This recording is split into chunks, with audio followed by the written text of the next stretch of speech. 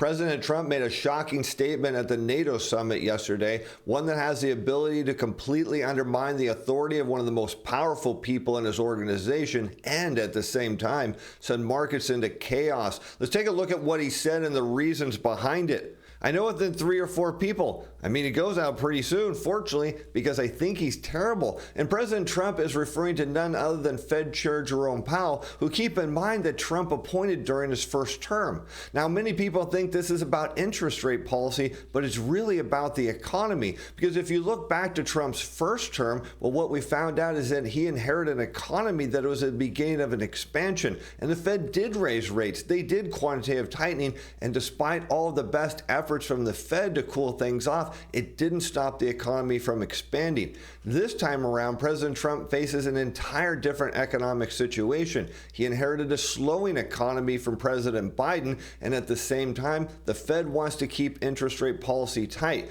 But the issue here is the economy is continuing to slow. We don't have tax cuts. We don't have an end to the trade war. And right now, what President Trump needs is the Fed to cut rates. But the problem is he can't get them to do it, and he can't get rid of Powell. Because Powell's term as chair ends in May of 2026, and we already know that the president does not have the authority to unseat him.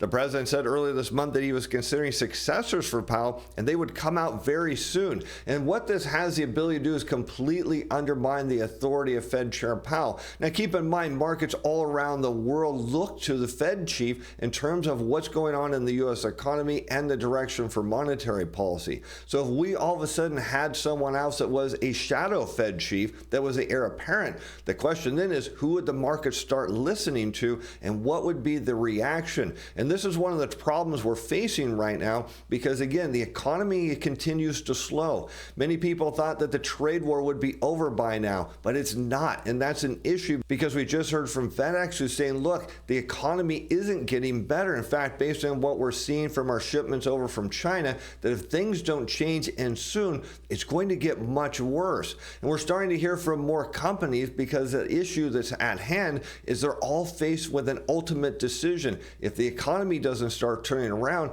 they're going to be forced to lay people off. And that's what makes this issue with the Fed chief so critical. Now, we know that monetary policy doesn't have an immediate impact on the economy, but it has a massive psychological impact, one right now that Trump desperately needs. The U.S. president continued with his pressure campaign on the central bank chief to lower interest rates, saying, quote, he's a very stupid person for keeping that at their current level. And while we can agree with that, the data does suggest the Fed should be cutting rates. For some strange reason, Powell is now fixated on expectations, something the Fed normally doesn't do. And this is a major problem for him because if inflation doesn't turn to the upside, it means that Powell has been on the wrong side of monetary policy. So he really needs inflation to go up here. Otherwise, he could look like a complete fool. And that's a problem because if the economy continues to erode here, well, President Trump can simply blame the Fed chair, which is exactly what he would do and exactly what I think he should do.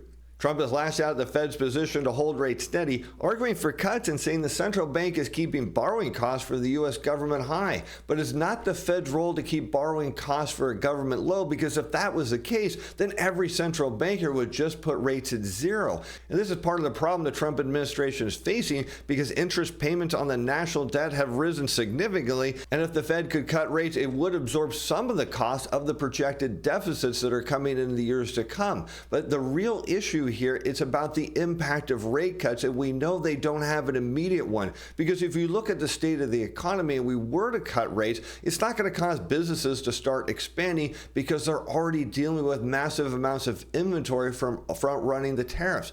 As far as consumers, well, they're worried about their jobs and their income. And on top of that, even if the Fed were to cut rates, it doesn't mean that banks would respond by cutting their interest rate on revolving loans. In fact, right now, the banks have little incentive to do that. So as we look around the world, we see other central bankers have been cutting rates, and what's happening in those economies? They continue to slow. So right now, all we can see from the Fed cutting rates would be a psychological effect, but nevertheless, anything from the Fed would help. The U.S. Central Bank left interest rates steady last week as U.S. policymakers await clarity on the potential impact of tariffs on the economy. Fed Reserve Chair Jerome Powell said at this time the jobs market wasn't, quote, crying out for a rate cut. Well, it's starting to, but he reiterated that labor conditions remain solid, and they're anything but that, because we're seeing again from the sentiment surveys that workers are saying, look, we think conditions are going to get worse. We're worried about losing our job. We're going to get less hours. And what are we hearing from businesses like FedEx? That if things don't turn around, our cost-cutting efforts aren't enough because demand is dropping even faster, and that means we're going to have to cut back, including on labor. And now we find out that the labor market isn't on solid footing as recurring applications for U.S. unemployment benefits rose to the highest level since November of 2021, extending a sharp increase over the past 1.5 months and signaling that more people are staying out of work for longer. So in a case that Powell says, look, we don't need rate cuts because the labor market's not screaming for some, well, what this indicates is as people spend more time on unemployment, their spending continues to go down. Because initially when people lose their job, they're very optimistic. They go out and start looking for another one, and their spending doesn't change right away. But the longer someone is on unemployment, the more their spending drops, the more that affects the economy, and then it starts to accelerate that downward trend. And so you can see why President Trump is so upset at the Fed right now, because he doesn't have his tax bill passed yet. The trade war is still not over, and yet there's one thing the federal government could do, at least to give people some hope, and that's cut rates. Because continuing claims, a proxy for the number of people receiving benefits, increased to 1.97 million in the week ending June 14th. And keep in mind, I believe if we break out of 2 million people on continued claims, that you're going to watch the economy spiral down. And this is a dangerous sign because at that point, it's too little too late for any rate cuts. Because as we've noted in the past, the Fed could cut rates into rising unemployment, but the problem is the people who need it most, well, they don't have a job, and last time I checked, banks don't lend to people out of work. Owning gold is often talked about during times of economic uncertainty. While some choose to hold gold to diversify their assets, there are other options to make your gold potentially more productive. Monetary Metals presents an opportunity to turn your idle gold into a productive, yield-bearing asset with the potential to pay you more ounces of physical gold every month. The income is earned in gold, not dollars, not IOUs, but actual physical gold deposited into the account every month. The approach allows gold owners to potentially generate yield while retaining ownership. Go to monetary-metals.com/Stephen to learn how you may be able to start earning a yield in physical gold and silver today. Again, that's monetary-metals.com/Stephen. The risks to any investment. Risks of leasing gold include but are not limited to loss of gold principal from leasing to Monetary Metals and other counterparties, shipping, or any other time gold is in transit. If you purchase gold through Monetary Metals, you may pay up to 0.75% over spot price. Additionally, the price of gold may experience a substantial loss without assurance of rebounding. This is not a recommendation. Before making any investment decision, it's crucial you conduct through research, understand the terms of participation, and assess potential risk. Go to monetary-metals.com/Stephen to learn how you may be able to start earning a yield in physical gold and silver today. Again, that's monetary-metals.com/Stephen. The elevated level of continuing claims aligns with other surveys and data pointing to a slowdown in the labor market, just as we have been saying is happening. Initial claims, however, decreased to 236,000, and what this is saying is the stable level of initial claims suggests employers are hitting the brakes on hiring but holding on to their existing workers. And that's simply because we look back to the pandemic and what happened. A lot of experienced workers retired, the stock market went up, and then what happened? Companies had to hire a lot of people, they've trained them, and they don't want to go through that again. They're hoping that the trade war ends and demand comes back. But the problem is, the longer this goes on, the longer the economy continues its downward trend, the risk is that it's going to spiral out of control. And at that point, companies have absolutely no choice but to lay off. And we can look at this next chart and we can see the effects of long-term unemployment as we take a look at continued claims in blue against initial claims. And we can clearly see where continued claims go, initial claims eventually follow. And we could see that going into every recession. And the risk right point now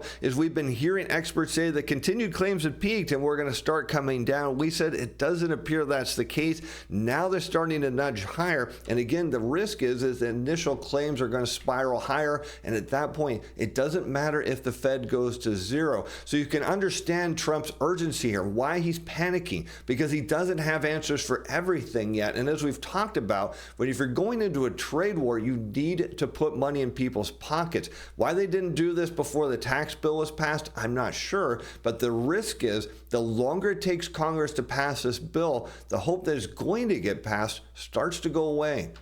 In an event on Thursday, Richmond Fed President Tom Barkin warned that by this summer, businesses may face pressure to raise prices due to higher tariffs, potentially triggering consumer pushback and in turn layoffs. And this is something we've started to hear from businesses all of a sudden, especially at the manufacturing level, is they're being forced to take on higher and higher prices. The problem is their margin and ability to absorb it is going away. And as we've said in the past, this would likely lead to layoffs. Now we're hearing from the Fed that is a very real possibility.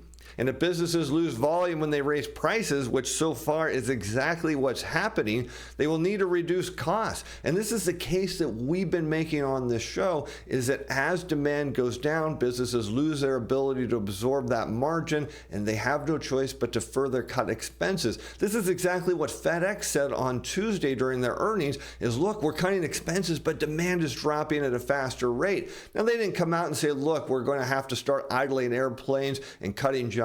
But that's the next thing that can happen here, because businesses don't have the ability to indefinitely hold on to employees.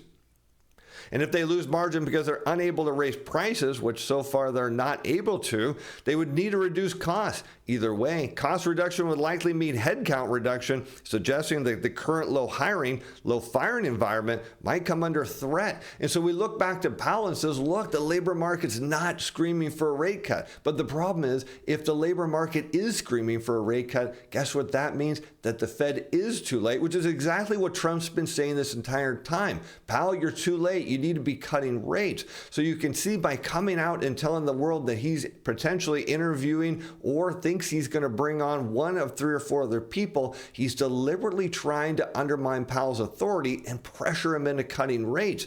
The problem that I fear is I think it's too late for the economy.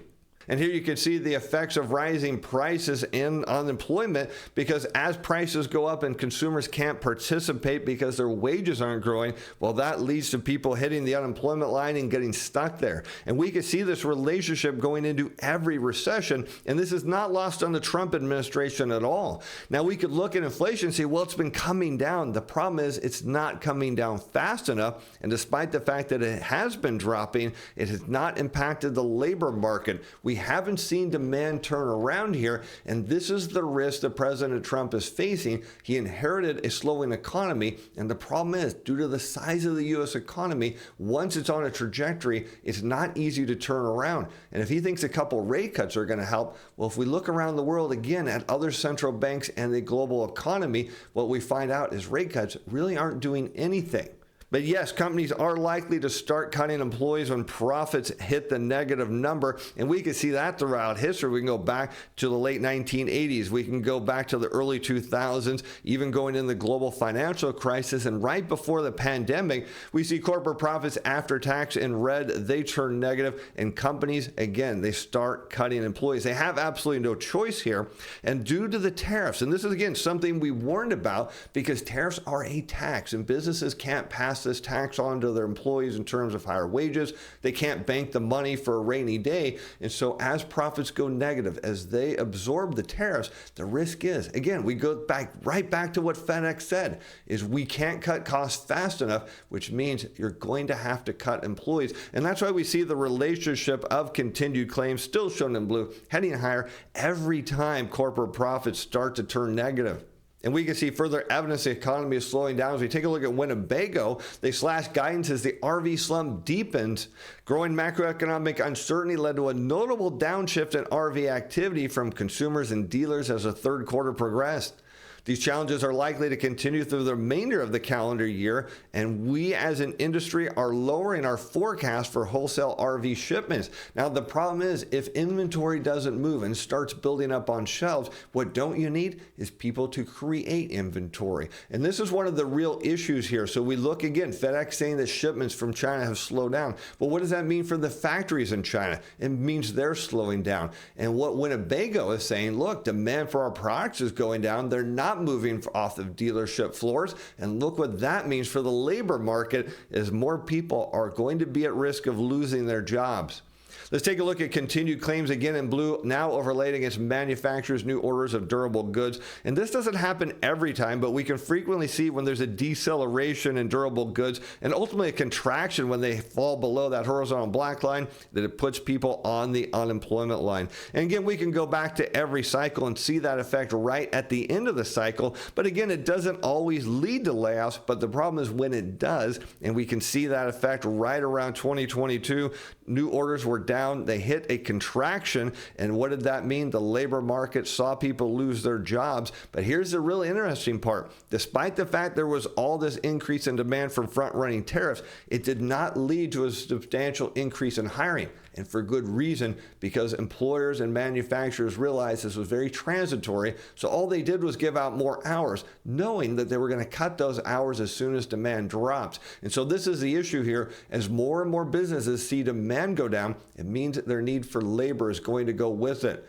But Winnebago is not the only one. We see the dating industry is finding out that there's a need to cut, as Bumble plans to axe 30% of its workforce, or about 240 roles. So what you're now seeing from company after company is the notion that demand is going down and they have to cut expenses. So in boom times, you'll see companies put money into projects or new divisions or expansion. And even if they're losing money, they don't mind, in the hopes that maybe that division will become profitable. But when things slow down, what happens? Those divisions get the axe and the people go with it, as companies look for survival here and switch from expansion into, again, survival mode. We see that in the dating industry. We're seeing that at Winnebago. We're hearing that from FedEx. And all this means is that Trump is under a lot of pressure. Right now, he's got to get that tax cut passed. He wants it for, again, the symbolic nature of July 4th. The question is, will he get it done? What I can tell you is the economy needs it, and now.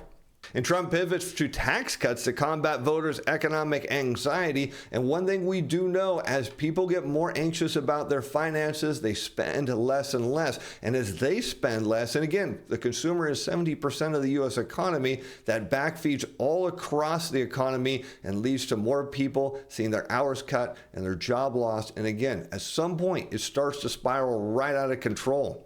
The legislation would stave off a tax increase slated to hit at the end of the year, absent any congressional action. And could you imagine if this tax bill doesn't go through and consumers start to realize they're going to face a massive tax increase at the same time the economy is slowing down? You can only see the effects of this and how much demand would drop overnight. And this, again, is a problem because, again, you look back to the Fed. If they were to cut rates, maybe the banks would follow suit and cut rates on revolving loans, and that would free up some pressure on consumers. Not likely to happen in my view, but nevertheless, there's hope that they could.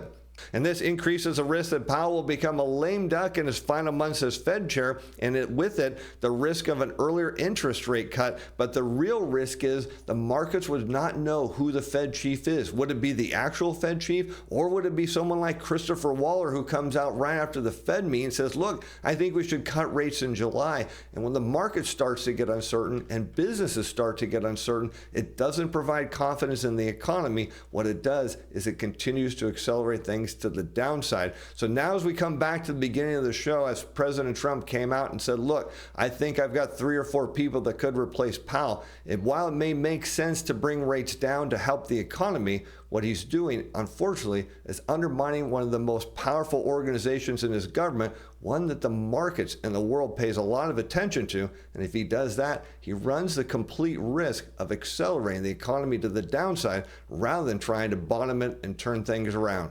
And with that, I'm Steve Van Metre. Thanks for watching. Thanks for being fans. Bye now.